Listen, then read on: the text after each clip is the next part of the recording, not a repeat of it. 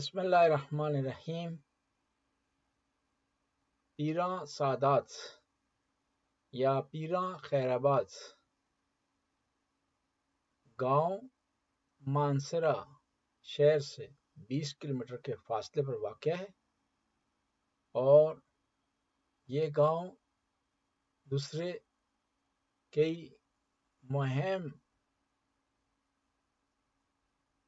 گاؤں سے ملا ہوا ہے، اور اس کا حدود اربع کچھ اس طرح ہے۔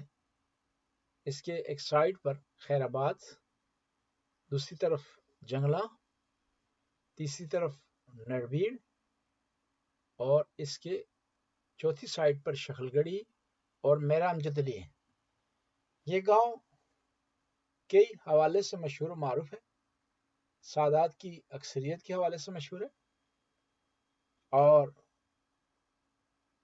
پیرا یونین کونسل کا مرکز بھی ہے، اور زیادہ شہرت اس کو آج کل سوشل میڈیا پر اس مسجد کے حوالے سے حاصل ہوئی ہے جس میں شیعہ اور سنی کی مشترکہ جماعت ہوتی ہے۔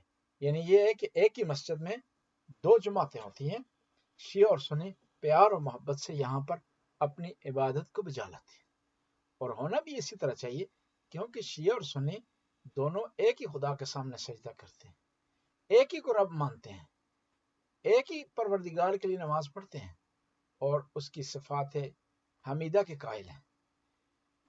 1935 کے بعد شیعہ اور سنی یہ مشترکہ مسجد کہلائی۔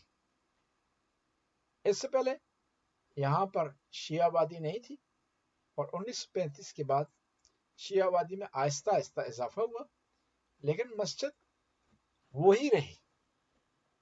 اور یہ بڑا دلچسپ منظر ہے کہ شیعہ اس مسجد میں نہ فقط نماز پڑھتے ہیں بلکہ مسجد کے تمام اخراجات اہل تشیع وہ ادا کرتے ہیں، اور پیار و محبت سے اہل سنت برادران کو دعوت دیتے ہیں کہ وہ اس مسجد میں نماز پڑھیں۔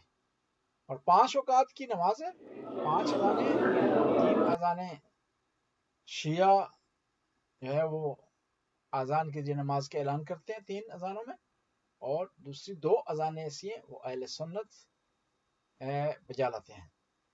پیار و محبت کی اتنی حد ہے اس گاؤں میں کہ محرم کے ایام میں اہل سنت اپنے شیعہ بھائیوں سے عزاداری کا انتظام کرتے ہیں، اور ایک دوسرے کے یہاں آنا جانا، رشتہ داریاں ہیں، تعلقات ہیں، اور ابھی تک کوئی ناخوشگوار واقعہ اس گاؤں میں شیعہ سنی کے حوالے سے پیش نہیں آیا۔ اور یہ مسجد 2 پورشن پر یعنی 2 منزلوں پر مشتمل ہے۔ پہلی منزل جس میں نماز ہوتی ہے، دوسری منزل جس میں بچوں کے لیے تعلیم کا انتظام ہوتا ہے، اور درگزر سے پیار و محبت سے ان معاملات کو یہ آگے بڑھا رہے ہیں۔ کہیں اگر تھوڑا بہت کہیں مشکل بھی پیش آئے تو بزرگان ہیں، جو بزرگ حضرات ہیں وہ مسئلے کو سلجھاتے ہیں۔ اور یہ بھی یاد رہے کہ اس مسجد کی پہلی دفعہ باقاعدہ تعمیر سید امداد حسین شاہ صاحب نے کی، اور انہوں نے اس کو پایہ تکمیل تک پہنچایا اور اس کا افتتاح کروایا، اور اس کے کچھ عرصے بعد وہ اس فانی دنیا سے چل بسے۔ خدا تعالیٰ مرحوم کے درجات کو بلند فرمائے۔